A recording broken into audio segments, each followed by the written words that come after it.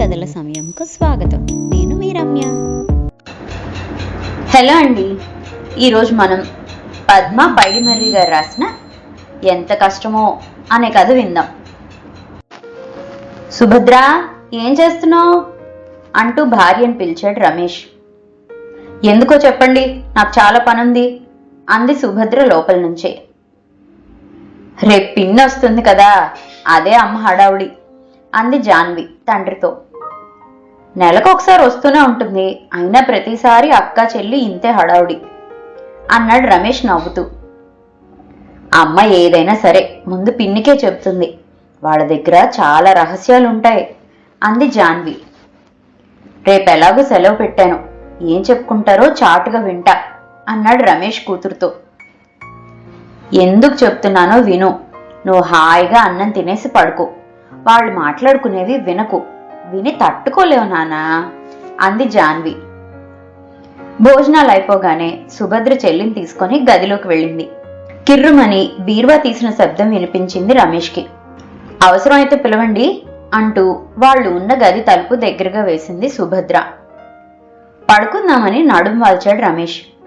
లోపల గదిలోంచి ఏవో మాటలు లీలగా చెవిలో పడసాగాయి. అక్క, నాకెందుకు చెప్పలేదు? అలా ఎలా దాచావు ఇన్ని రోజులు? ఎక్కువ రోజులు దాస్తే మనకే నష్టం అంది వాసంతి. అంటే అంటూ ఆగిపోయింది సుభద్ర. బావకు తెలుసా అంది వాసంతి.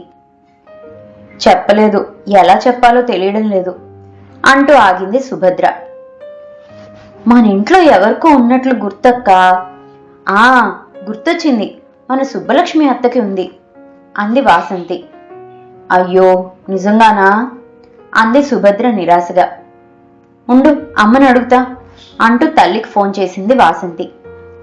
లోపలున్న రమేష్కి బీపీ పెరిగింది. భార్యకి ఏమైంది, తన దగ్గర ఎందుకు దాచిందా అని. అవునే అక్క, నేను సరిగ్గానే చెప్పా అంది వాసంతి. అయ్యో అంటూ చిన్న నిట్టూర్పు సుభద్ర గొంతులో.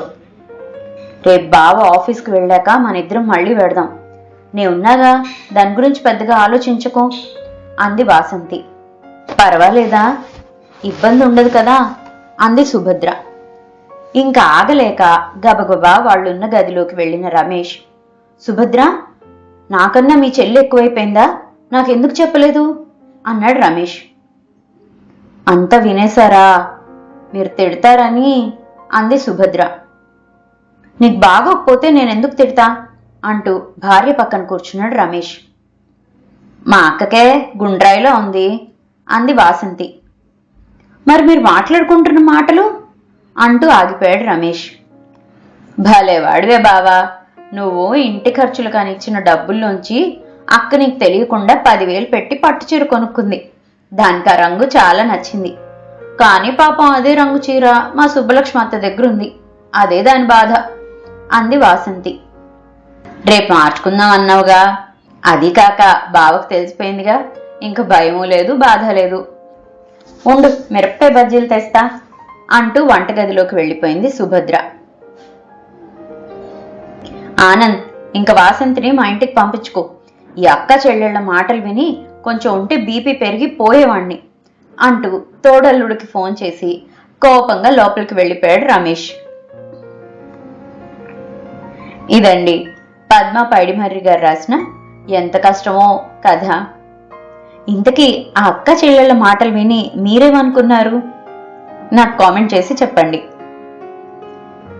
ఈ కథ కనుక మీకు నచ్చినట్లయితే కింద కనిపిస్తున్న హైప్ ఆప్షన్ని క్లిక్ చేసి ఈ కథ మరింత మందికి చేరువయ్యేట్లు ప్రోత్సహిస్తారని ఆశిస్తున్నాను. మరో మంచి కథతో మళ్ళీ కలుసుకుందాం. అంతవరకు సెలవు. ఈ కథ కనుక మీకు నచ్చినట్లయితే లైక్ చేయండి, షేర్ చేయండి. అండ్ మరిన్ని ఇంట్రెస్టింగ్ కథల కోసం ప్లీజ్ సబ్స్క్రైబ్ టు మీ కథల సమయం. Thank you.